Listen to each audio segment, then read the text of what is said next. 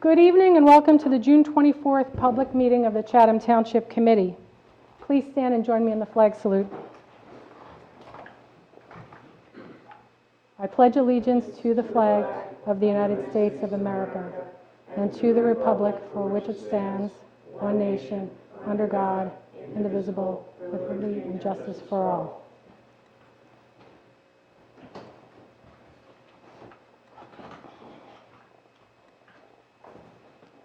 Okay, so normally this is the part where we get a motion to approve the agenda, but there will be agenda changes.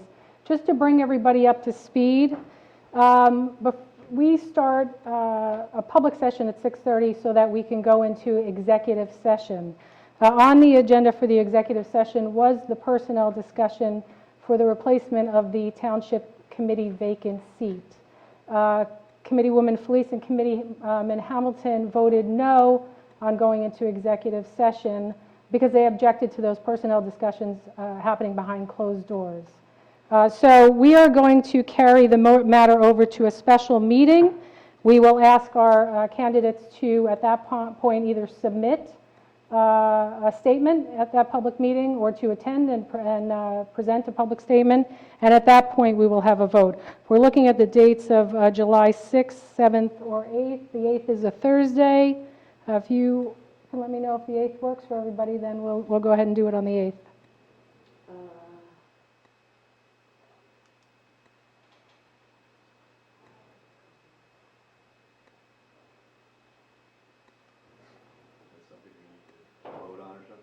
Confirm that tomorrow. But I see any reason why. I mean, you have enough time to provide public notice of the meeting date, right? I can send a public notice next week. I just, would like to know sooner rather than later, so we can get that out at the time. Okay, so we're looking at July 6th, 7th, and 8th, so if you could just let me know tomorrow so we can get the notice out. Actually, the committee members... If I may make a suggestion, I think because this is a special meeting, there are people that are interested in the selection of the next township committee member, that there should be a consensus on which date to choose, because the public should leave tonight's meeting and the candidates should leave tonight's meeting knowing when this next step will occur. Okay.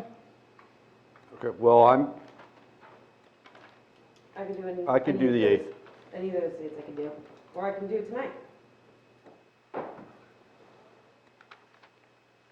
I'm not going to ask our folks to do a public statement without advance notice. It's not statements, it's going to be questions. I'm not even sure if, no, we're going to ask for a public statement. We're not going to question So we're them. not allowed to question? We're not going to handle a personal matter in the public, which is a change of precedent from what we've done in the past. But it violates the case law. And I found specific case law that literally says that this is a public matter and should be done in public.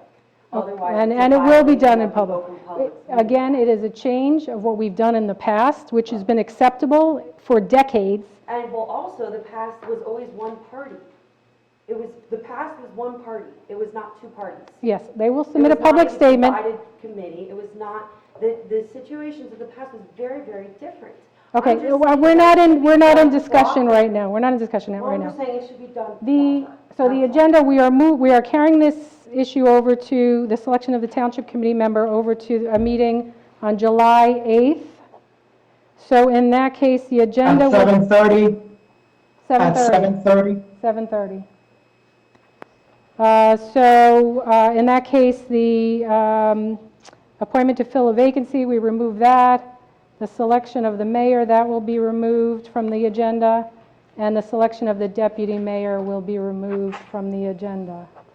So can I get a motion to approve the agenda as amended?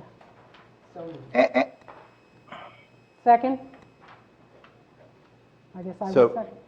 If I may make just one other change, I thought, should it be all the way down to mayor's statement? Oh, you're right. Well, I still have a statement, but we'll change that to Well, you acting mayor. can make that during your committee reports. So, Deputy Mayor, you also need to take off the resolution for the committee assignments planning board. Yes, okay. Okay, so we're taking off committee assignment to planning board, and we're taking off the mayor's statement. I will put in the committee reports. And at the bottom of the agenda, there is no need for a second executive session tonight, so that is also removed. Okay. Okay, let's try that again. Do I have a motion to approve the agenda as amended? So moved. Thank you. Second. All in favor? Aye. Aye.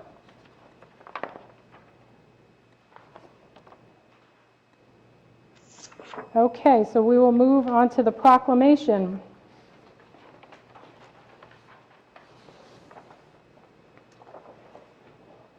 I'm very excited to be reading this proclamation, declaring June 19th, 2021 as a day of celebration, reflection, and service in recognition of Juneteenth. Whereas President Abraham Lincoln signed the Emancipation Proclamation declaring all persons held as slaves within any state or designated part of a state, the people whereof shall then be in rebellion against the United States, shall be thenceforward and forever free. And whereas President Lincoln's Emancipation Proclamation signed on September 22, 1862, became effective on January 1, 1863, thereby freeing slaves of this nation's original sin of human bondage throughout much of the United States of America. And whereas Union General Gordon Granger was dispatched to Galveston, Texas, to announce the surrender of Confederate General Robert E. Lee, and on June 19, 1865, declared the freedom of slaves still held in human bondage in the state of Texas. And whereas Juneteenth, also known as Freedom Day, Jubilee Day, Liberation Day, and Emancipation Day, has been celebrated by the African American community since 1866, and since that time has become widely recognized as an important day of commemoration and for honoring the history and contributions of African Americans. And whereas in September 2020, the New Jersey legislature enacted S-19, which declares Juneteenth to be an official state holiday in New Jersey. And whereas on June 17, 2021, President Joe Biden signed legislation to make Juneteenth a federal holiday, enshrining June 19th as a national day to commemorate the end of slavery in the United States. And whereas the Township Committee believes that it is right and fitting that Township residents celebrate Juneteenth with their families and reflect upon the sacrifices made by America's enslaved persons and their descendants in the continuous quest for human freedom and dignity. And whereas the Township Committee further believes it appropriate that Chatham residents use Juneteenth as a day of service to benefit our fellow citizens. Now, therefore, I, Stacy Ewald, Acting Mayor of the Township of Chatham, on behalf of myself and the Township Committee, do hereby proclaim June 19, 2021 as a day to commemorate the end of slavery in the United States. And be it further resolved, our fellow residents are called upon to reflect upon the significance of Juneteenth in terms of American history and social justice.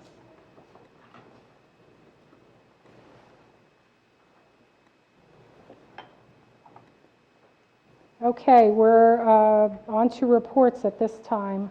I think I will take up the rear on this one. So why don't we start with Committeewoman Felice? Okay. Colony Pool is doing fabulous. We've sold over 630 memberships.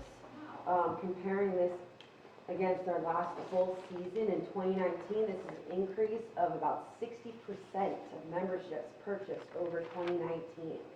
Currently, more than $235,000 in revenue, besting this year's budget target by 70% and 2019's revenue by over 79%.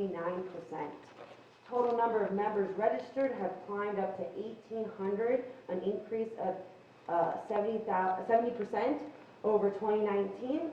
The full committee expects these reported gains to continue to increase for a record season since the collapse of 2013-2014. Also, tennis has just started, so if you want to sign up for the second round of tennis, the second session of tennis, do that as well. Okay, anything else? Nope. Okay. Mr. Hamilton. I'm happy to report that the Library of the Chathams is more or less fully reopened, reemerging, and with the last final step being the the removal of the mask mandate for patrons, which will take effect on July 1st. But for all intents and purposes, our library is open and welcoming visitors and hosting programs, and just the board and the friends of the library are extremely enthusiastic and happy to announce that. And just one note on the Public Safety Committee, I wanted to take this opportunity to note that in the monthly report that we received from the Chatham Township, the chief provides the committee with a report, overview of activity, police activity in the township.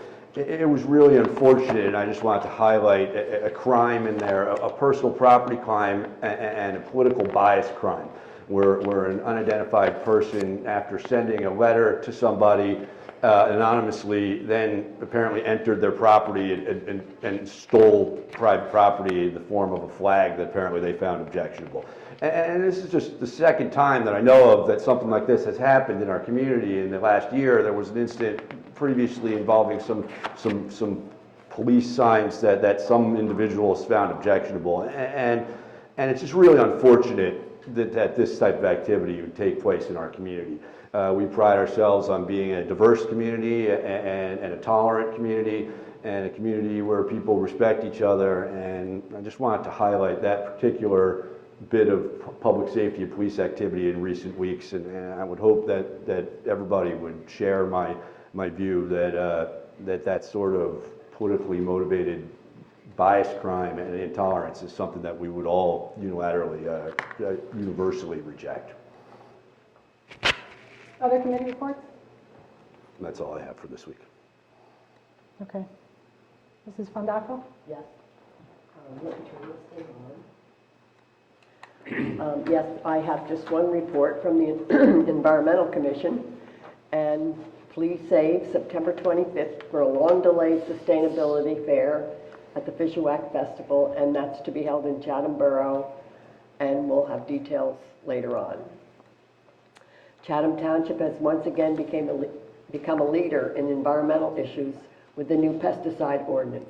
Other municipalities are reaching out to us for advice.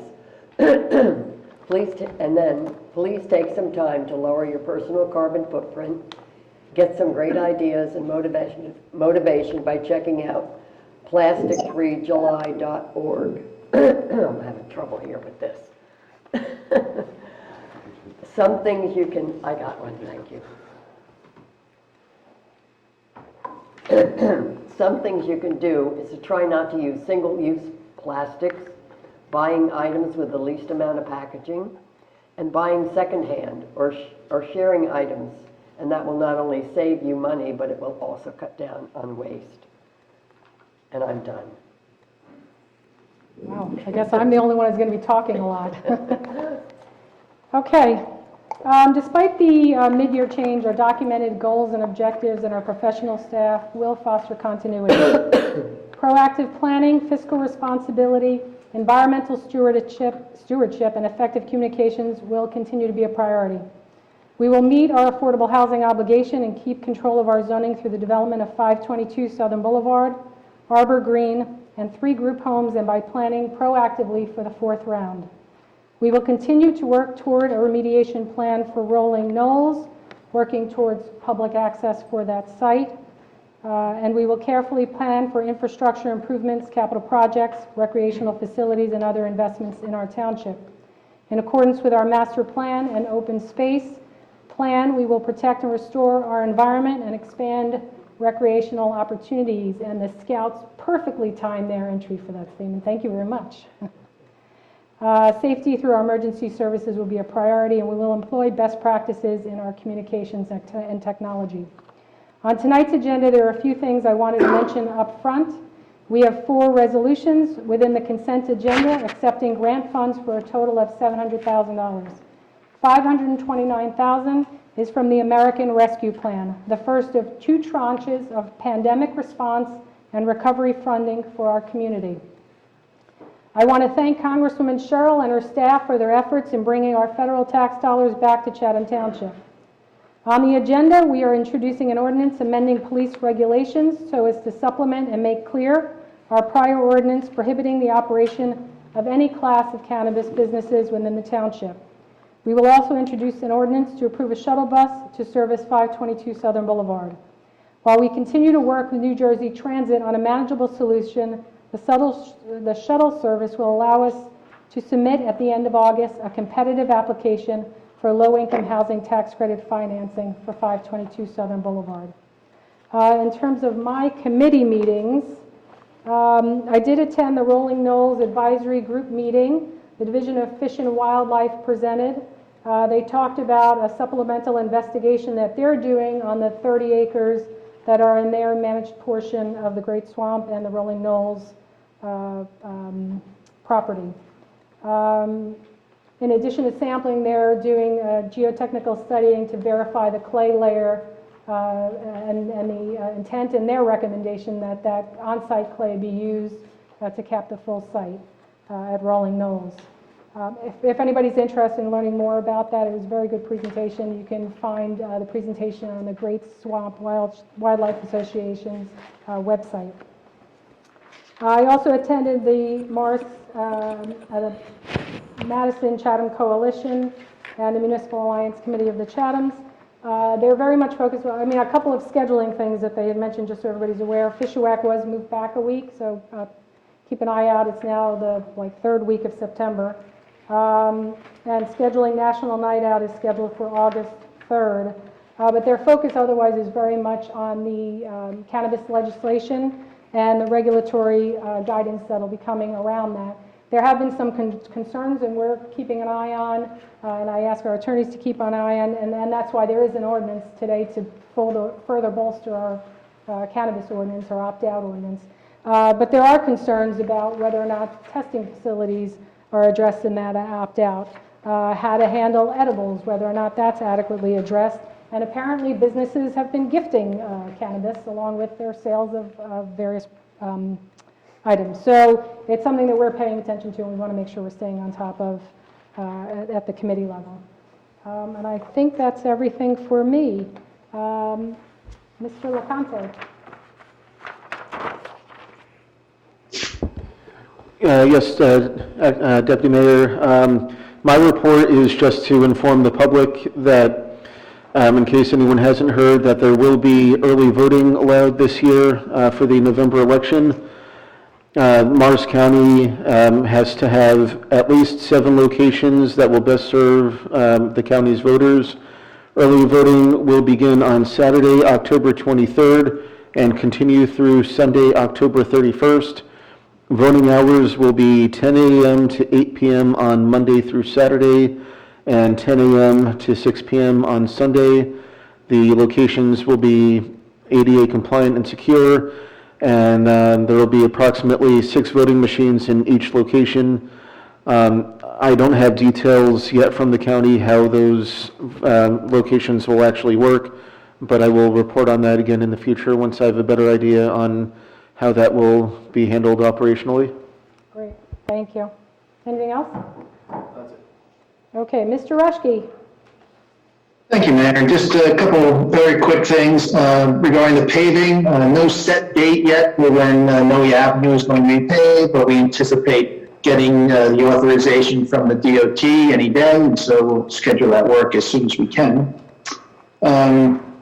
I know Bob reported, I believe it was last month, regarding the II work, the infiltration inflow study that was done on the sewer system, and basically the work conducted to date generally took the entire town and identified what specific neighborhoods where we're seeing leaks in the sewers. The next step is to actually find the pipe runs at which the leaks are occurring.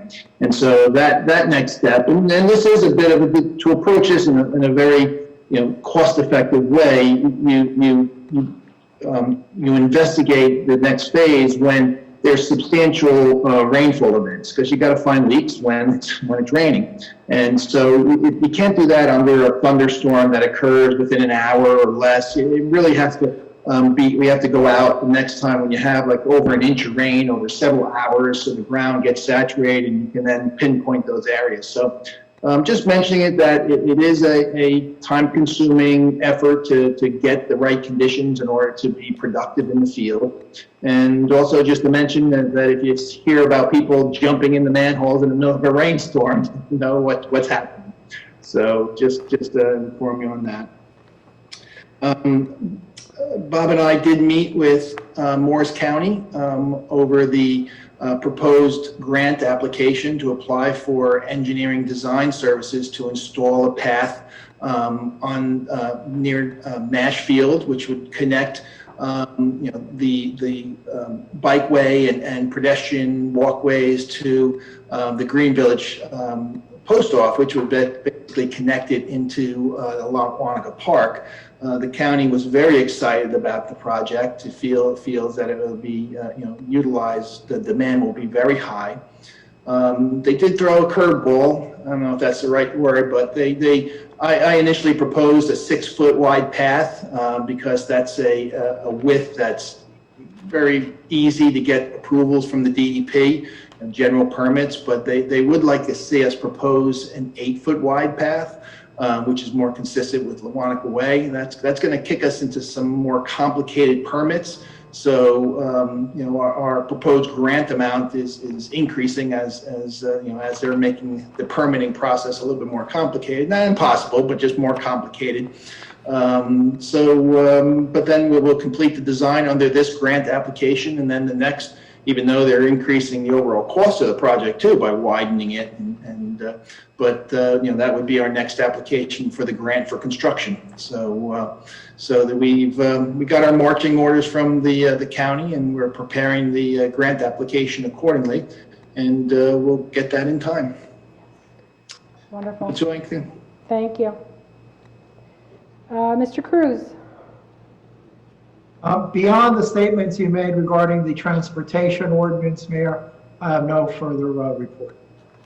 Okay, Mr. Hoffman? Thank you, Deputy Mayor.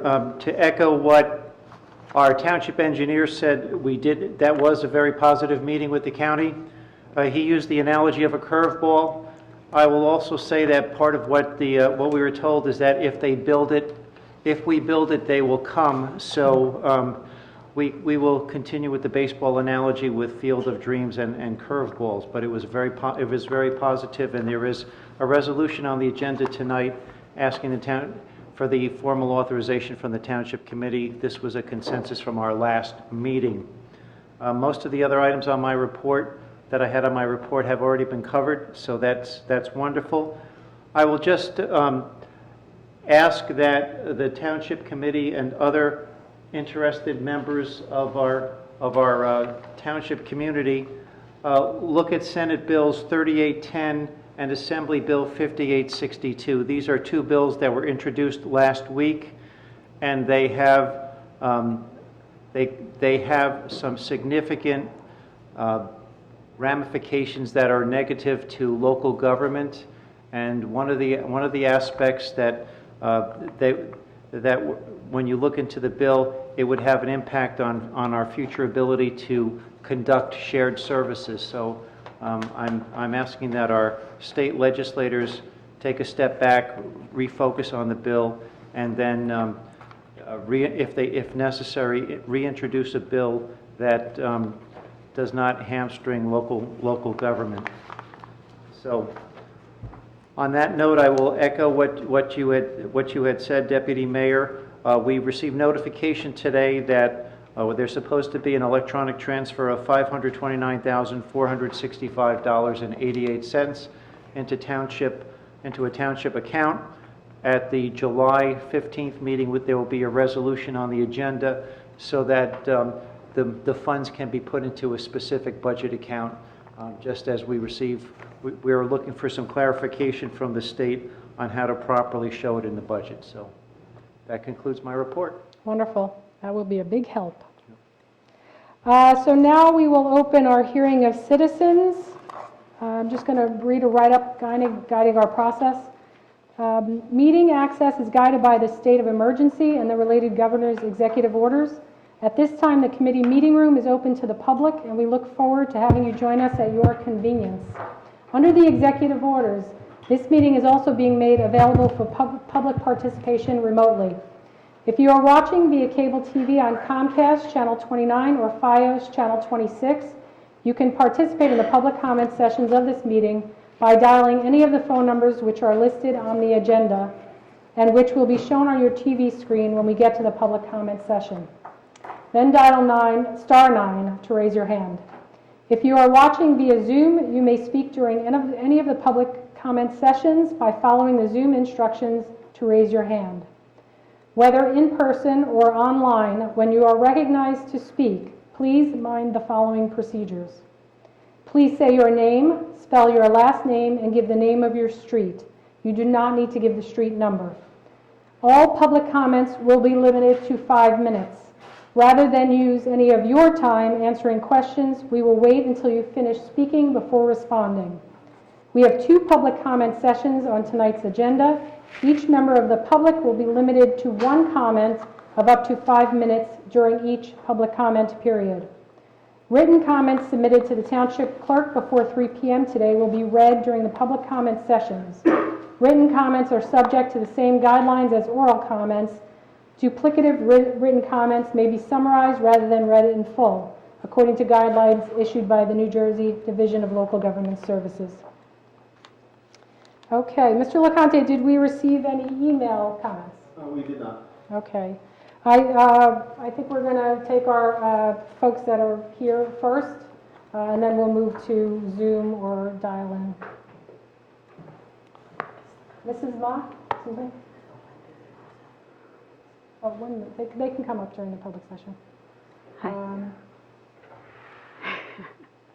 Yes. Hi. My name is Christina Mott, M-O-T-T, and I live on Nicholson Drive in Chatham Township. And I was hoping to ask Mr. Cruz if you can please explain to the public why there was no executive session interviews this evening. It's not clear to me why there is a change in the established uncontested protocols that have happened in the past, most recently in 2017. Everyone knew the protocol because it was announced at the last committee meeting. Why is there suddenly a need for a special session? If I may answer, Deputy Mayor? Yes, she actually asked you. You I was looking forward to the break. In order to go into executive session, a resolution must be adopted by the Township Committee in public. That resolution was made, or that motion was made, it was seconded, and a vote was held, and that motion was defeated to discuss the personnel of Township Committee item in executive session. So that's procedurally what occurred. This is a change from the past, that is correct, but the Township Committee, under the Open Public Meetings Act, cannot retire into executive session without voting on it on public. The vote occurred. The vote as to this particular item was a tie, and therefore the vote failed. The Township Committee did go into executive session for 2 other items. The reason there's a need for a special meeting is that the Township Committee has 30 days from the date of the occurrence of the vacancy to select one of the 3 nominees of the local political party where the vacancy arises from. So that's the need for a special meeting. The 30-day period, I believe, expires on July 11th or so, more or less, but it would be before the next regularly scheduled Township Committee meeting, so there was a need for the special meeting on July 8th. So I just have a follow-up. That's 5 minutes? No, we only allow the one. One question? Oh, okay. The one shot at it. Oh, okay. Yeah, sorry All about right, that. sorry.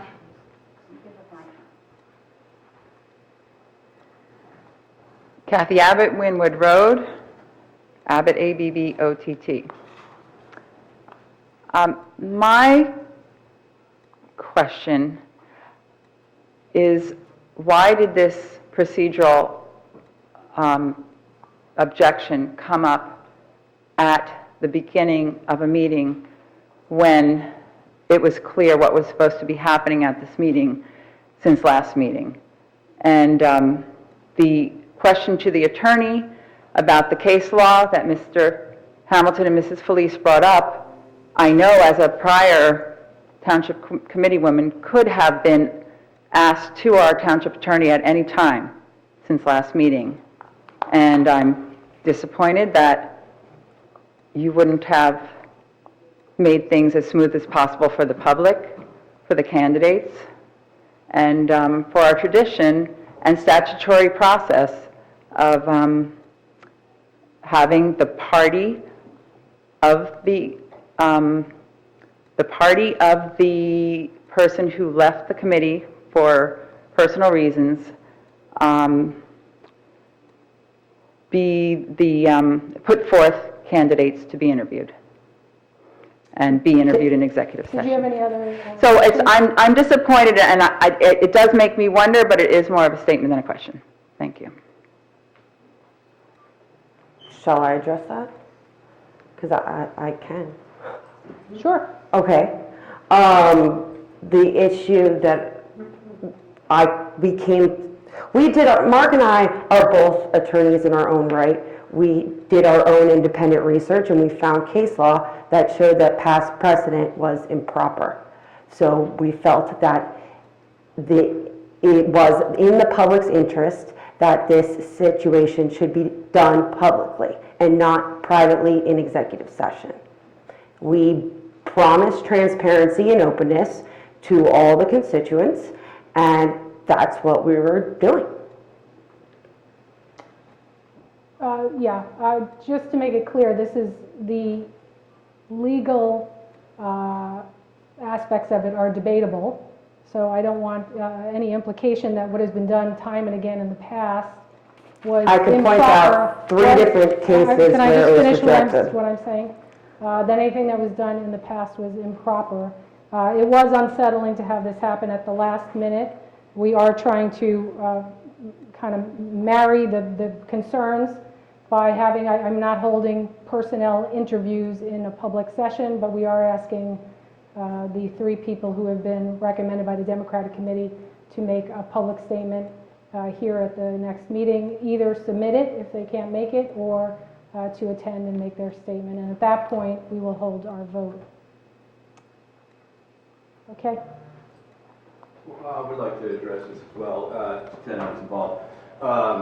Agreed, we're not, to a certain extent with the deputy mayor, that we're not establishing any sort of law here. It's just that, the opinion of 2 members of this committee, half of the current members of this committee, were that it was not proper to conduct this procedure in executive session, regardless of whether that had been done in the past.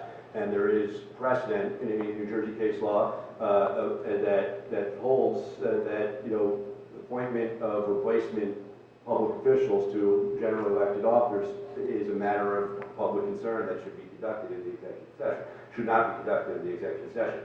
So that's really the answer. This is a divided committee, and we were unable to reach a consensus on whether or not the executive session should occur. And procedurally, that means that it did not occur. Yeah, and I think that's an important point. Regardless of the legal merit of the arguments, 2 members of the committee voted not to go into executive session, so we couldn't go into executive session. The executive session was amended so we could address the other 2 items on the agenda, on the executive session agenda, so we can get moving forward with business that had to get done. But we could not move into executive session. We could not get the votes to move into executive session with that personnel item on the agenda. Hi. Hi, I am Ozzy Basralian, Basralian. I live on Fairfax Terrace in Chatham Township. I am with BSA Troop 280 of the Boy Scouts of America. I'm excited to announce tonight the completion of my Eagle project. My project utilizes the 18-acre Chatham Township open space property that is on Shunpike Avenue between Long Hill Chapel and Shunpike Fields. Here, I mapped out a half-mile loop trail. My team of volunteers and I spread wood chips on the first 120 feet of the trail, cut wood to construct 6 boardwalks which we used to cover 40 feet of wet spots on the trail. We then blazed the trail in both directions. Finally, we installed the trail sign. This new trail starts and ends at the gravel parking lot next to Long Hill Chapel. This is a very safe and convenient spot to be used by thousands of people that pass by it every day. People can pull into the parking lot to immediately see the brown trail sign at the back of the parking lot. As they begin walking, they see white diamond trail markers on trees throughout the walk. We place so many of them that I don't think anyone will lose the trail. During the first part of the walk, you will see a Wawanica Brook tributary stream on your right. As you walk a little further, you start to see Shunpike Fields and hear the games going on. At the back of the walk, you can just make out the fairways of Fairmount Country Club. On the way back, you cross several more of the boardwalks we built. Throughout the trail, you will see many large beech and oak trees, as well as ferns, spicebush plants, and wintergreen plants close to the ground. Parents with small children who are going to Castle Park can also enjoy this short walk. Overall, it's a relaxing 15-minute walk, which we hope many people will enjoy as a short break during their busy day, or maybe before or after a game at Shunpike Field. To stay current on trail updates, feel free to follow the Facebook page I created called Shunpike Trail, Chatham, New Jersey. I would first and foremost like to thank my project beneficiary representative, Mrs. Fondacco, for recommending this location and inspiring the project. I was able to make this happen because of her incredible support. I would also like to thank you, the Township Committee, and the Open Space Committee for supporting this project. I would also like to thank my parents. My father was there for me every step of the way and continued to motivate me and push me when I found things difficult. My mother is my scoutmaster, and I wouldn't have made it to this point if it wasn't for her. Finally, I would like to thank Isabel D'Amicos, Sasha Crabtree, Lucine Bazralian, Sabrina Wong, Anna Rice, Luna Tutley, and Diana Carbone for being part of my work team. This project would not have been possible without you all. I'll be leading the first official walk of this trail on Saturday morning from 11 a.m. to 11:15 for anyone who can make it. I hope you will join me. Again, park in the gravel parking lot next to Long Hill Chapel on Shunpike Road. From Shunpike Road, you will see a brown trail sign at the back of the parking lot, which is the beginning of the trail. There are also a bunch of wood chips in the parking lot. Thank you again for the opportunity to serve Chatham Township. Well, yes.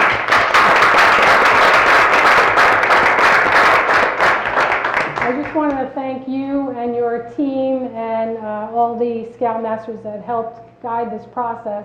This is just a wonderful gift to the community, and I know it was a lot of hard work. I could tell from the pictures. And Ziv had taken us for a tour before the work began. It really is a beautiful walk, and it's right here in the middle of town. So I encourage everybody to join her on Saturday at 11, so you can see what a neat little spot it is. And it's a really beautiful walk with lots of brooks. I'm looking forward to the Scout members made bridges to take you over the wet portions of wetlands portions of the ground. You guys did, from the pictures, it looks like you did a really great job. Thank you very much. Thank you so much. It was really my pleasure. And I'd just like to take this opportunity to welcome you officially to the fraternity, such as it is historically of Eagle Scouts internationally. I personally am an Eagle Scout. An Eagle Scout, there's a saying amongst us Eagle Scouts that, like when you're my age, you say, well, I used to play sports when I was in high school, or I used to do this, or I used to do that, always in the past tense. But I am an Eagle Scout. I was when I was your age, and I am now. And it's a great accomplishment. I just want to congratulate you and welcome you to the club. Yeah, it's really incredible. Thank you so much. Wow. Great job. Thank you. You. I'll see you on Saturday.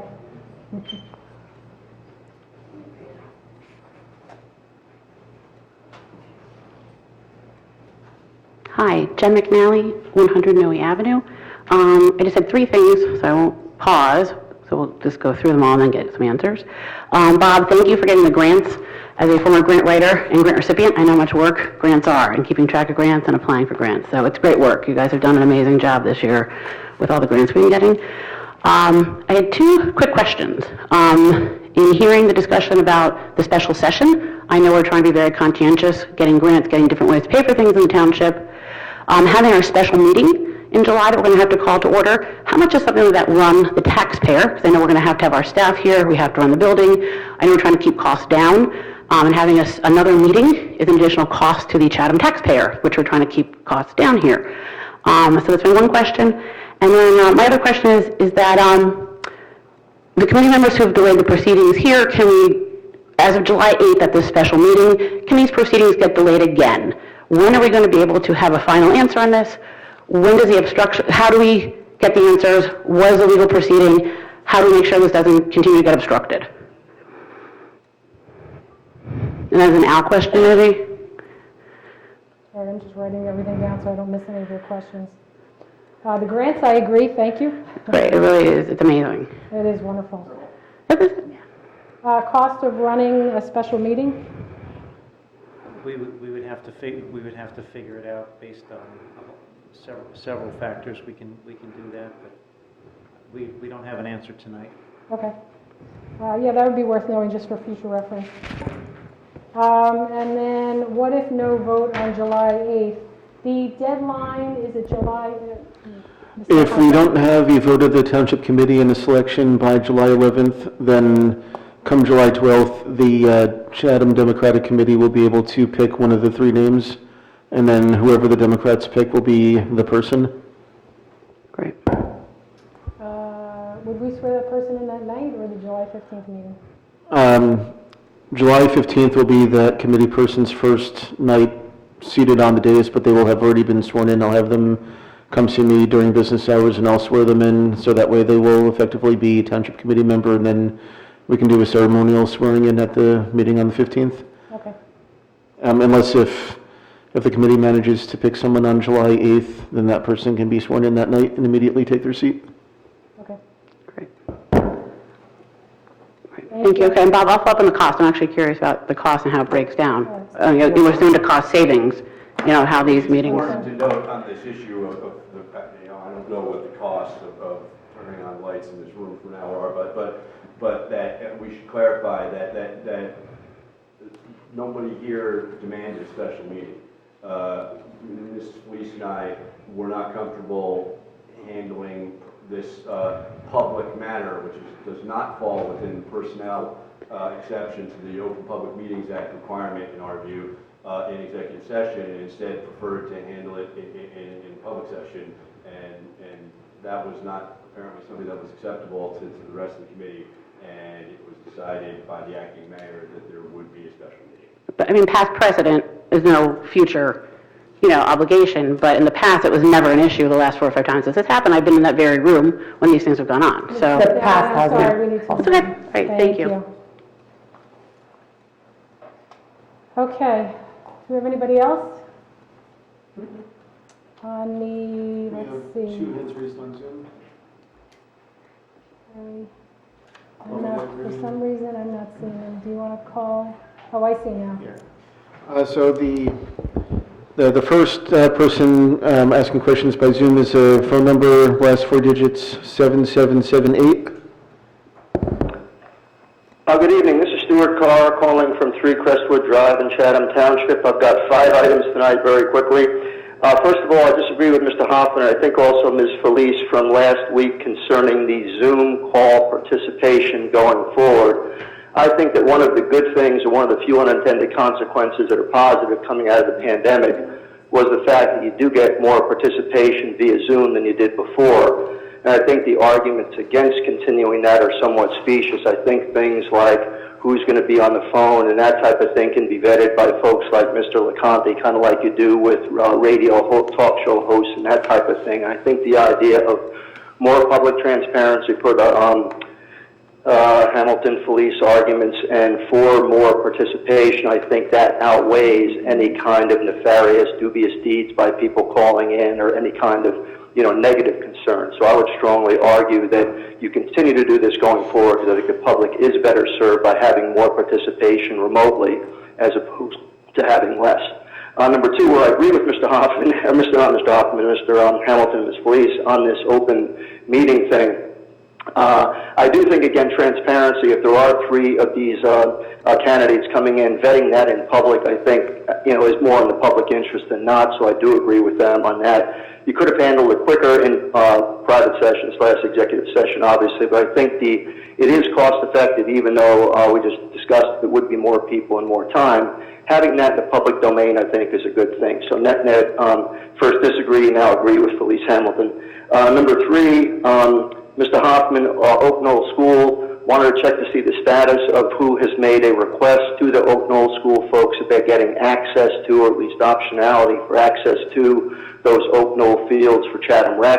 It's been going on for a number of years, obviously. I did ask about this a couple of meetings ago. Wanted to get status on who has actually made the call to Oak Knoll, what the response has been, and what the timing is for addressing that issue to make sure the Chatham folks can get their pound of flesh, so to speak, in that negotiation that occurred several months ago.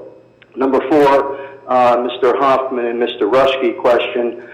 This new path that's coming through to Nash Field, I think conceptually a good idea, but again, also watch out what you wish for. We're starting from 6 feet to 8 feet, et cetera. I think you may have mentioned it a couple weeks ago, but wanted to check to see what the anticipated structure is of the path, whether it will ultimately be macadam, whether it will be an actual dirt, sand path or something like that. Because the idea of bringing in something I think like they have in Lewanika now with the effectively macadam on a lot of the things may actually end up being a net negative. So in any case, we'd like to kind of make sure we don't watch out what we wish for and make sure that we wish for the right things and vet that issue before it comes through. If it is a sand / dirt trail, I think it's a great idea, but I think the idea of getting to macadam, if that is the slippery slope, so to speak, to be able to get that done may be a concern.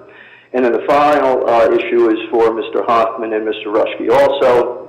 I wanted to check on the issue of the Dixie-Dale transaction, and I know we have the 40% conservation easement concept. Wanted to check to see if it's possible to get an aerial view or an aerial photograph of the property now and see whether in fact we're still meeting that 40% requirement or whether there's been more disturbance of that area than was originally anticipated. Looks like a lot of work is going on there. I've spoken with a couple of people who are concerned about that. I have no idea one way or the other whether the 40% issue has been breached, but would want to check to see if there's a way to get a drone or something to get a picture of what's happening there now versus what it was, 12 weeks ago, and see if in fact all of those strictures are being adhered to per the agreements with the committee and the planning board.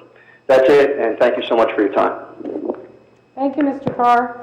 So the 2 questions, there was a lot of input. The 2 questions I noted are, he was following up on Oak Knoll to see what the status of that outreach has been. We'll have to check tomorrow. I don't have a way of checking now. I don't know what the detailed follow-up was. I mean, just for the benefit of others, the idea is that the township is... Oh, thank you. That our rec program sports should be able to have access to Oak Knoll, and Mr. Carr was just asking that we kind of test the waters there and see if everything goes smoothly so we can make sure we have no problems accessing in the future. The other question, Dixie-Dale, if not an aerial view, is there steps we can take? Because that does look like they've left 40% behind. Yeah, for Dixie-Dale, the limits of disturbance was surveyed and staked out by a licensed land surveyor. So those are established. The approved limits of disturbance are established well in the field. Okay, thank you. Mr. LeConte, do you have anybody else? Next up is Phil Enkel. Mr. Ankel? Thank you. Phil Enkel from J Road, AMKEL. I think the path to replacing a member of the Township Committee who resigns is well worn, has years, if not decades, of precedent in it. Everybody on the line and in the room knows how this will end up. The statute is clear as to who makes the decision if the committee cannot come to a decision. We just had a primary election in which candidates ran and were voted on. And yet somehow in an amazing act of grandstanding and gamesmanship, we find ourselves wasting the time of our committee members and our professional staff in order that at some point in the future, someone can submit a written statement and then we can go forward with what was already going to be the way it was before this grandstanding exercise. Right, so This talk of transparency is specious. The objective of this exercise was not transparency. The objective of this exercise was to bind up this committee and to force an additional committee meeting. If the activity was designed, in fact, to get to some genuinely held legal view that what the committee is doing is incorrect, the time to do that would have been from June 11th, when everyone already knew who the candidates were going to be, and today. You could have raised it with the city attorney, with the township attorney, and said, hey, this is an issue, I think it's a problem, let's talk about it. But no, I and 2 other candidates sit on Zoom calls waiting. Members of the professional staff of the township are going to come back for another meeting, and why? Because at the last minute, in an act of amazing grandstanding and gamesmanship, somebody waives a case in Somerset County and wants to slow down this committee's activities. It's outrageous. It's fundamentally outrageous. And I would like to ask members Felice and Hamilton, do you intend to raise any other objections at future meetings? At the meeting that's now rescheduled to the 11th, and the following meeting after that? Because I would like to know, and I think township residents would like to know, what else it is that you have in your pocket that you're going to pull at the last minute. Or do you have a reasonable objection to how this process is going? And why don't you raise it now? Why don't you bring it up to the township attorney? I don't see any of that happening here. And I'm really disappointed in the way this has turned out. Because I really thought we were going places with this committee, and there were many positive, unanimous decisions on this committee. But this is about as clear as day. Thank you. Thank you, Mr. Uncle. Okay, I think he asked a question of me. I'll go. Well, for one, we did not cause this situation. We did not resign. We took our responsibility to the constituents as fact and are completing our term. We didn't ask our remaining, our committee members to make us mayor and then resign 6 months later. And we got no notice whatsoever. We found out when the public found, actually no, we found out during executive session that Mayor Ness was resigning. We got no notice. So to say that we're now grandstanding and that we had 2 weeks, well, we had 2 weeks to research the proper protocols. I don't know, I looked up what was done in the past. That's great, but I looked up what we're supposed to do. And I found multiple cases where appointments were thrown out in court because it was done in private. That's it. I take the stance that it should be done in public, and I have case law that backs me up. Clearly, Mark agreed with me.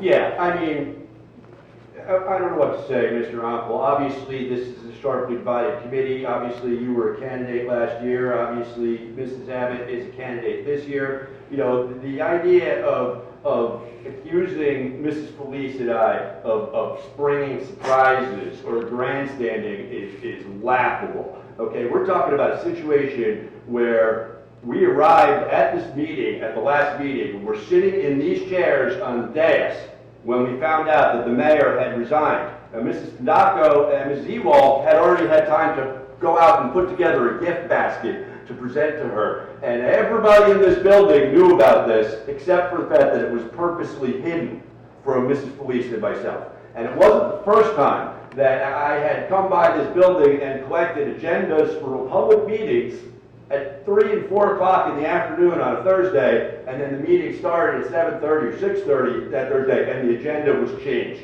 by our former mayor without informing me or Mrs. Felice. Okay, so that's point one.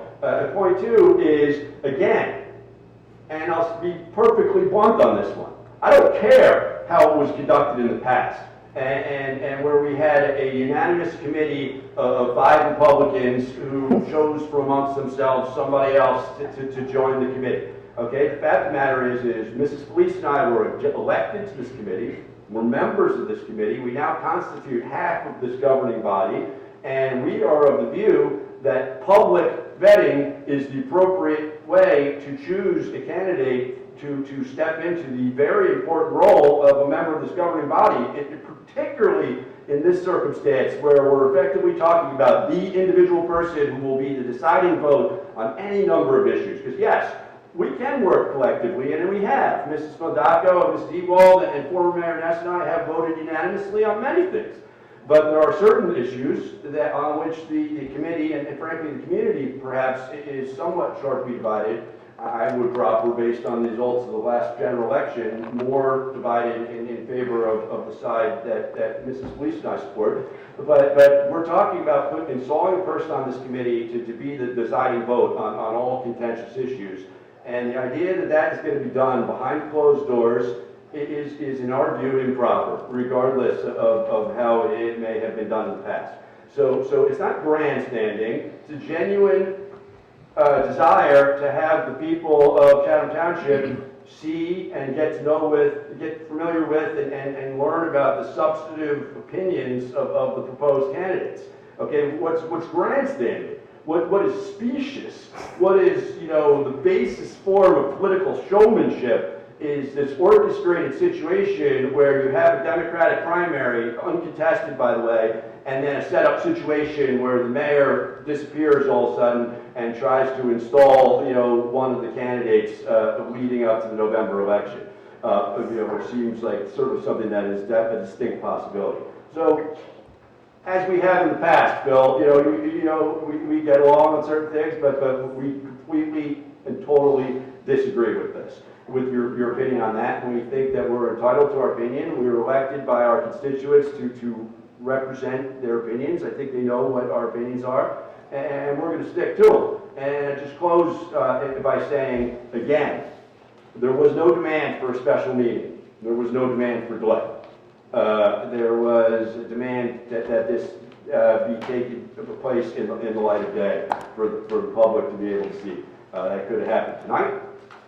And as far as your demand or request that we tell you any other legal objection we might have to any other issue, all rights are reserved in that regard. But the statute is clear. One thing we can all agree about is if this committee cannot vote to pick a candidate, you, Mr. Ankle, effectively will have the opportunity to pick a candidate. Nobody's disputing that. Just to be clear, had we been notified in advance that there was concern with the procedure, we could have worked through those details and not had this problem at the last minute. It is inappropriate at the last minute to switch on these three people from a private executive session interview to a public interview without any discussion, without any thought, without our legal counsel to guide us until the last minute. So that's really what's driving the process. I hope we will get to a point of professional courtesy and respect at this dais, because it's desperately needed across the board. Okay. Do we have anybody else for the public hearing? I'm sorry, Cissy, and I mean this in the nicest way. What was disrespectful or uncourteous about what has transpired here? I don't understand why it was such a horrible thing. We just wanted it to be open. Exactly what I said before. I would like it. It would be nice. Give me a call. I don't have your number. I don't have your number. Send me an email. Oh, Jennifer, I don't have your number. Send me an email. And nobody's ever called me. Do you know how many people I've called by sending them an email and asking, can you give me a buzz? Again, we were notified about There's plenty of people to contact. resigning. There's a difference between conducting a vote, having interviews of personnel type issues, and getting legal calls at the last minute. Everybody's been heard. Let's move on. Okay. Anybody else for the public hearing? No, that's it. Great, thank you. We're going to close out the public hearing. We're going to move on to the introduction. Let's see. Oh, thank you. Public hearing and final adoption of ordinances. Mr. LaConte, can you read ordinance 2021-16? This is an ordinance of the Township of Chatham, County of Morris, State of New Jersey, amending stormwater control ordinance. That was quick. Mr. Rushkey, did you want to give us any input on that? The ordinance is really just correcting some minor issues with the stormwater control ordinance. You know, for example, instead of a freeholder, where the name was changed to commissioner. So it's really just addressing, you know, minor issues. You know, there's deleting some definitions that are really only applicable to shore communities versus northern New Jersey. So it's really just a clerical error, corrections versus anything substantial. Thank you. Deputy Mayor, if I can quick add, this was reviewed by the Planning Board in the Master Plan Consistency Review, and you'll have received a copy of Mr. Banish's memo stating that it was deemed to be not inconsistent with the Master Plan. Great, thank you. We'll open this to the public hearing. This public hearing is focused on ordinance 2021-16. Does anybody want to comment on this ordinance? Do we have anybody on Zoom?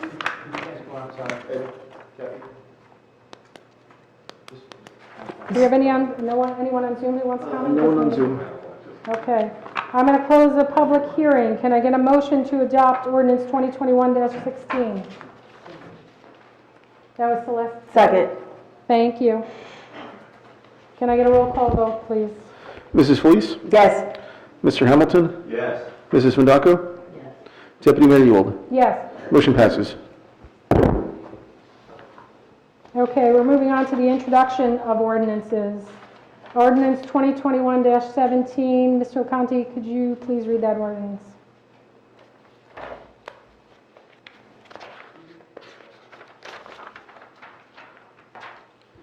Yes, this is an ordinance of the Township of Chatham, County of Morris, State of New Jersey, amending Chapter 3 of the Revised General Ordinances of the Township titled Police Regulations to add a new Section 3-14 titled Operation and Licensing of Cannabis Businesses Prohibited within the Township's Geographical Boundaries. Thank you. Mr. Cruz, did you want to provide a brief description? Yes, Mayor, this is a follow-up to the ordinance that you adopted approximately a month ago. That ordinance was under the municipal land use law, and in order to complete the circle, this ordinance is under what is referred to as the municipal police power. It doesn't mean police in the sense of a criminal activity. It means a police power in the sense of the health, safety, and welfare of the residents. So it's just an attempt to make as clear as possible that it is the desire of the Township Committee not to have any cannabis businesses within the township. But this ordinance, like the prior ordinance, does not prohibit delivery of cannabis within the municipality. It is akin to prohibiting a Federal Express facility within your municipality, but not prohibiting the delivery of Federal Express packages to a resident or a business. Thank you. Is that something that's even possible, Albert, legally speaking? Or, I mean, What? I assume it is, but how would that be effectuated? What is what? Prohibiting the delivery of cannabis. You can't. You cannot. The recent cannabis law specifically exempts that from municipal regulation. Okay, can I get a motion to introduce this ordinance? So moved. Thank you. Can I get a Second. Thank you. Any questions, discussion? Great, can I get a roll call vote? Mrs. Felice? Yes. Mr. Hamilton? Yes. Mrs. Mondacco? And Deputy Mayor Ewald? Yes, Motion passes. Public hearing will be on July 15th. thank you. Move on to ordinance 2021-18. Mr. LaConte? Yes, this is ordinance of the Township of Chatham, County of Morris, State of New Jersey, authorizing and establishing transportation for the affordable housing development to be known as Chatham Family Apartments, located at 522 Southern Boulevard in the Township of Chatham. Mr. Hoffman, did you want to give an explanation? Sure, Deputy Mayor. This ordinance is designed to help the township achieve a perfect score on its application for the 9% tax credit. What this ordinance will do is it will allow the township to authorize transportation services from 522 Southern Boulevard to the Madison train station. So there would be a 2-hour period in the morning and a 2-hour period in the afternoon where there would be bus service from 522 to the Madison train station. We're projecting using a 12-passenger bus. There would be a charge for the bus, so all of the riders would have to pay a fee. This would be open to not only the residents who will be the future residents of 522 Southern Boulevard, but it would also be open to other residents of the Township of Chatham who may want to make use of that service to go to the train station. So this positions the township, when the ordinance is adopted, to be able to show that we will put in place a bus stop that's within half a mile of 522 Southern Boulevard, which is one of the criteria for the application for the tax credit. So it's going to be right there. The bullseye will be 522 Southern Boulevard. How soon would that take effect? This would, the service would start the month before residents move in. So it has to be ready to go the month before residents move in. So, 2 or 3 years down the road, when it's, when occupancy starts to occur, that's when this would happen. And in that particular year, I believe it would be we're projecting 2023. There would be funds that would be placed in the township budget for that year, and then it would be the township committee would adopt the budget, and we would have funds available to activate that service. Do you have an approximate estimate of what the cost would be? Yes, right. The cost would be approximately $78,000 for Annually? Yes. Okay. Yes, and the $78,000. I asked if you had an approximate cost. And you said 78,000. And I said annually. Okay. Sorry. And so that's why the more seats that we can occupy, the less cost there would be to the township over time. So that was going to be my question. I realize this is some time away, but is there any sort of study or projection about the anticipated revenue from ticket sales? We just have we have an outline. There hasn't been a specific study.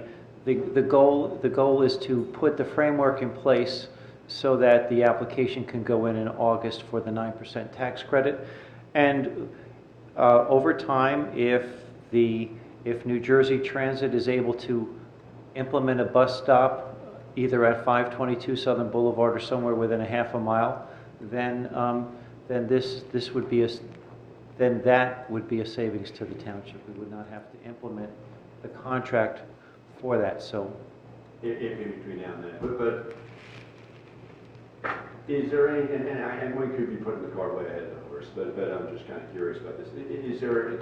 I understand the need for the application, and I think that's laudable, and I expect it to support that. But is there a continuous ongoing obligation to maintain this service somehow after we get credits? Like what if nobody's riding the bus? What if everybody who's in there has a car and drives to work? I'm just thinking longer. Or is this mainly? I mean, I totally get that we want to have this plan in place in order to improve our application. But are we committing ourselves to having this forever? Even if it's not revenue neutral, or it's costing a reasonable amount of money, or nobody's driving the bus, or what? we'll have to do some research. We do have to make a commitment for a period of time, and I don't know whether that's the full time or whether that's if that's a specific period of time, such as 5 years. But we will do the research and get back to you on that. I don't want to mislead you with that, but we do need to have this ordinance introduced so that we have that framework. Can I get a motion to introduce the ordinance? So moved. Okay, second, thank you. Did you get that? Mr. LeConte? Mr. Hamilton, seconded.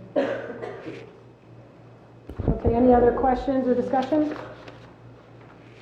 Can I get a roll call vote, please? Mrs. Felice? Yes. Mr. Hamilton? Yes. Mrs. Madaka? Yes. And Deputy Mayor Ewald? Yes. Motion passes, and July 15th for the public hearing. Okay, so we're moving on to our consent agenda. Mr. LeConte, can you read the consent agenda, please? Yes, tonight we have Resolution 2021-180, receipt of reports, 2021-181, approving meeting minutes, 2021-182, approving executive session minutes, 2021-183, releasing escrow balances, 2021-184, recommendation of award for Noe Avenue striping, 2021-185, renewal of liquor license, 2021-186, amending 2021 budget, accepting grant for police body cams, 2021-187, amending 2021 budget, accepting clean communities grant, 2021-188, authorizing purchase of crack sealing machine, 2021-189, authorizing grant application for walking trail and permitting, 2021-190, accepting additional grant funding for Shunpike Sidewalk Project, and 2021-191, amending 2021 budget, Safe Routes to School grant modification. Are we not, I had on, I guess. Yeah, that one, as Mr. Hoffman mentioned in his report, that resolution is moving to the July 15th meeting. We need to make sure that we have things correct in the resolution. Okay, I was wondering why I have two different versions, thank you. Okay, can I get a motion to adopt the consent agenda? So moved. Thank you, so that's Mrs. Felice has moved it, and then Mrs. Fondaco seconded. Okay, Can I get a roll call, please? Mrs. Felice? Yes. Mr. Hamilton? Yes. Mrs. Fondaco? Yes. And Deputy Mayor Ewald? Yes. Motion passes. Okay, we are actually at our second hearing of citizens.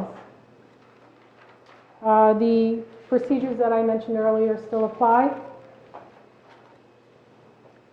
Ready? Mrs. Abbott? Kathy Abbott, Winwood Road.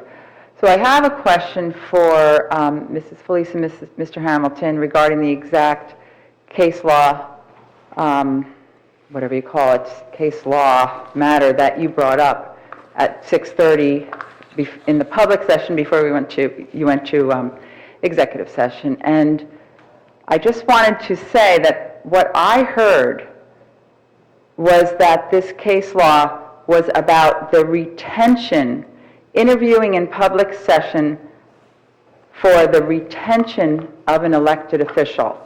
That word retention was absolutely in there, and it was an elected official. It wasn't for the interviewing of members of the public to be appointed to the governing body. It was to retain.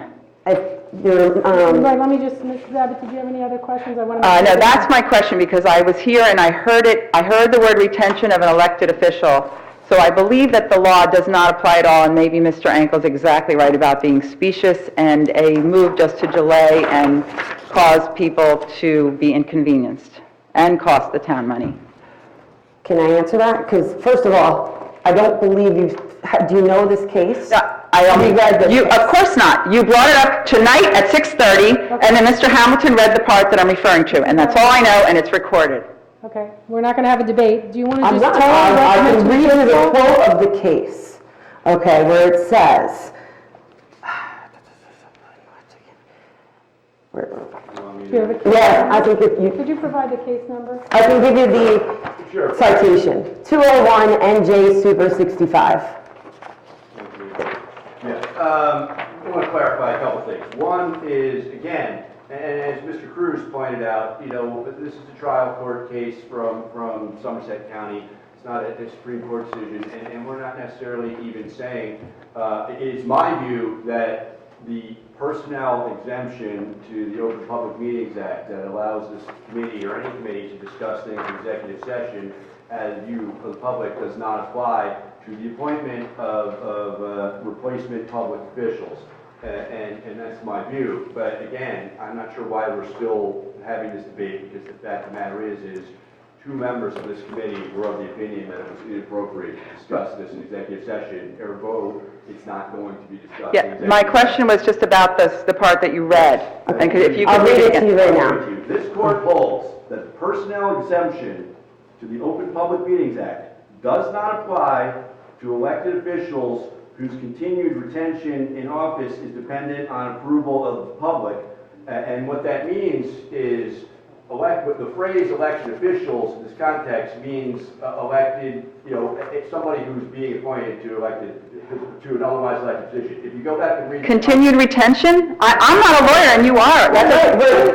Excuse me, we're not going to have a legal debate right now, okay? At the end of the day, there's no need to argue this. There's no point to argue this right here. At the end of the day, they did not vote to allow us to go into executive session. It could have been because they didn't like the color of the walls. Exactly, and I'm saying it was even a specious case study. Thank you. Read the case.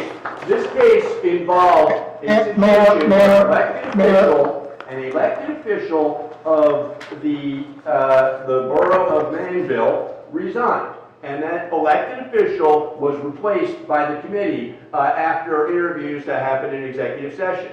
Somebody challenged that as improper. And once the person gets appointed by the committee, they become a de facto elected official whose continued retention, for example, if you were to get appointed to this committee next week, your continued retention would be subject to the public's approval in November. But that's not okay? That's what it says. That's what the case says. That's literally... This is public comment. This is public comment. Yes. So let's just... Bottom line is that is what the case said. Okay? Literally, it's a quote. Anybody else who wanted to come up I feel for the public? need to respond to this. There's another case that we did... Oh, we have 2 more cases where this was thrown out. Okay, can we just get the case numbers and move on? We have other members of the public waiting to speak. Okay, No. just the case numbers and move on. Okay. If we're not discussing it, I'm not going to... I will read this. There's no need. One. 380 NJ Super 240, 2005 case from the appellate division, which, and this one is also a law division case again, I apologize. It says, the rationale for the Open Public Meetings Act is relevant. An agenda item to fill a council vacancy is the kind of action for which public participation is desirable. Okay, that's what the courts in New Jersey have said when these issues have been challenged. Okay, anybody else? You said we have other for... Yes, we do. Okay, thank you. Looks like Mr. Carr. Mr. Carr, you have the floor? Hi, this is Stuart Carr, 3 Crestwood Drive. Once again, 2 items. One, procedural. I want to check on why it takes over 2 weeks to get the YouTube videos posted to the account or posted to the Chatham Township website for prior meetings. It seems like that should be able to be done a little bit quicker than that. Again, Mr. LeConte or somebody could look into that. That would be appreciated. Number 2, back to one of my comments earlier today. Can we get some explanation, and again, I apologize because I wasn't able to see the video, whether this path that we're talking about from the Green Village Post Office to the Nash Fields is anticipated to be dirt, or whether in fact that could morph into some kind of a macadam-type 8-foot path. Could we, 8-foot wide path? Could we get some clarity on that and exactly what the anticipated situation is? And then, if in fact it could become macadam, is that something that the township would continue to support, the township committee, or would it really be a path versus a macadam-type 8-foot wide road? That's probably Mr. Rushke and Mr. Hoffman, I would guess. Thank you. Okay. The videos, I know there's a lot of... Can I answer that? Can you come on up? Oh.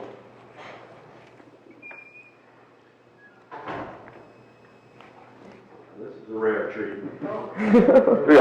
Coming from behind the camera. Yeah, I'm usually never in front of you.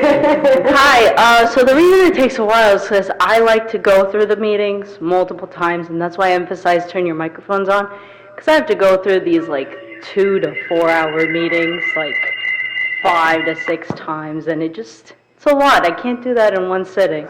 I try my best, but like I said, it's like a 4 hour thing sometimes that I have to sit through, adjust audio levels, make sure each and every one of your voices is heard. That's why here I emphasize, so that I don't have to do work later. But I have the previous meeting uploading right now. Thank you. So I apologize for the delay, but it'll be up before this weekend. And All right. to help out Alex, that's why I'm always bugging you guys to make sure your mics are on. Thank you. And then the question, and by the way, that was Alex, she's our videographer. Is that the right terminology? Yeah, videographer. Yes. And video editor as well. Nash to Green Village, the type of path, how will we know? Is that known? Well, John can also chime in, but we were looking at something for crushed stone, and then, towards, at the trailheads, possibly something different. But again, this grant that we're applying for is to design the path and then to apply for the permits that we're going to need from the DEP to make sure that we can actually build it. Then the second grant application would be to actually build it with whatever kind of material we were going to be approved to use by the DEP. John wanted to use crushed diamonds and stuff, but that was going to be too expensive. As part of this permit process, we'll probably have to do a threatened and endangers evaluation and look at the species that are going to be impacted associated with the path and design accordingly. My first thought was the county would like to see macadam and do that, but I would envision that we would probably install pervious pavement in which you do put a substantial gravel base, and then the water just percolates right through the pavement. I think that would be in line with what NJDEP would want to see if we're going to go an impervious, or just go with a macadam or other hard pan surface. So at the moment, we're thinking that's what we're going to initially propose, but it will evolve as we go through the permitting process. Great, thank you. Anybody else for the public hearing? Next up is Dan. Yes, hello, Dan Miller, Green Village Road. I have a couple questions. First, you guys were talking about the bus service from the affordable housing. Will that be open to the public, or is that just a pointed thing for the affordable housing folks? And if so, what are we going to do about parking for members of the rest of the town that may want to use that bus, or a drop-off area, something along those lines? And the other thing was, I missed the beginning of the meeting, but you're talking about from the Green Village Post Office over to Nash Field. That directly impacts some people who live there. I didn't hear where that path was going to be. So if you could repeat that for me, that would be great. And what about traffic studies? How are we going to get people across the street? So on and so forth, because it's already pretty crazy over there. And we do have numerous accidents coming in and out of that post office at this point in time, and a lot of near misses between, that not being an easy place to get across, people parking in the post office and on the street where they're not supposed to anyway. I know we let that go, and that's fine, but, it is a dangerous area right there as it is. My mother has actually been hit a couple times pulling out of her driveway, okay? Or trying to pull into her driveway, I should say, because people don't want to, don't stop because they're not paying attention. So if you could tell me where you're planning on putting that, and also, traffic study and how you're going to get people across the street. That's it. Thank you, Mr. Miller. Okay, so the bus service, will it be open to the public? Mr. Hoffman did mention that it will be 2 to 3 years before this would be implemented, but that would be contemplated is to allow the public. There hasn't been any details around parking or other, and correct me if I'm wrong. The other reality is we are, continuing to talk to NJ Transit to find out whether or not they can add a bus stop closer to 522 Southern Boulevard. Okay? Yep. Nash to Green Village Post Office, where the path would be. Yeah, Yeah. you're absolutely right. It's a major concern regarding, the crossing of that road and the amount of traffic in that road. And absolutely, we're going to take that into consideration when we're looking at how we're going to transition these two paths. Initially, at a very bare minimum, we're going to have a significant amount of markings on the road and advanced warning signs and share the road, or even look at if we can work with the shoulder to try to get a bike lane in there and then have a proper crosswalk. It's not, at this point, we don't have a final design or consideration, but, your points are spot on regarding, the challenges that we have on that road. Hey, John, is there some sort of visual on the website or anything that sort of roughly demarks this on a map or anything like that? As part of the application, we do have a general, like a concept plan showing the general, showing the various municipal lots and showing where the approximate location of the path would be, and we can absolutely post that on the website. Absolutely. Yeah, I think Dan and the people out there would probably appreciate that. Yeah. And just to clarify, as you mentioned before, this is a grant for the design of the path and the permits. So this is very much in the very early stages. Did you have anything you wanted to add? No? No, that's it. It's just, and what we will post and what will ultimately be approved for the concept plan will change. Yes. So. Okay. Was there anyone else, Mr. LaConte? Next up is Phil Uncle. Mr. Uncle, you're up. Thank you, Mary Ewald. Phil Uncle, ANKEL, J Road. I was reflecting on some of the responses to my earlier comments, and a couple jumped out at me, which I think are kind of telling in a way. When I asked, will there be objections to future decisions to seat members to replace Mayor Ness, the answer was, well, we'll see, all rights reserved, which I took as a playful, although not so playful comment that, yes, I will bring whatever possible other legal arguments I might possibly make. And if they happen to be just before the meeting, then that's the way it will be. I think the other comment that I found really troubling was a comment that our former mayor had made a decision to move out of town for personal reasons and with integrity resigned her seat from the Township Committee because she was leaving, was accused somehow of gaining this departure as a way of somehow, I don't know what, giving someone a seat on a committee for an extra couple of months. Really, I know that Mayor Ness former Mayor Ness is not on the call or hasn't responded yet, but really, we are neighbors, we are members of a community together, and calling in question people's personal integrity in an open session like this is wrong, and it's disappointing. So I am really disappointed in the direction that this is going, because it's clear to me that this is a power play. And any dress up of some case in Somerset or wherever else, it's all a power play. It's play games. We got a 2-2 committee, push as long and as hard as possible not to sit the third committee member. It's clear as day, and the statements are as clear as day. Thank you.